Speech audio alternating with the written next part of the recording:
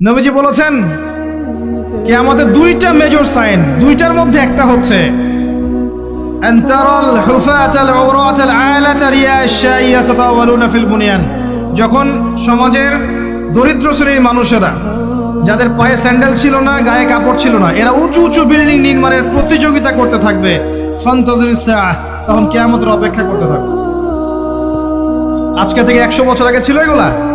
200 বছর আগে ছিল? সুবহানাল্লাহ। আর কোন সাইনের জন্য অপেক্ষা করছেন?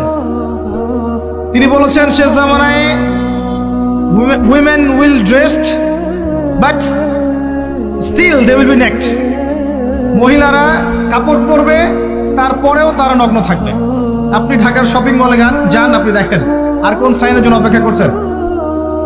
শুধু ঢাকা কেন, গ্রামগঞ্জে ছড়িয়ে পড়েছে এগুলো, এখন গ্রামেও ছড়িয়ে পড়েছে। গ্রামে আরো বেশি দেখা গেছে মাশাআল্লাহ।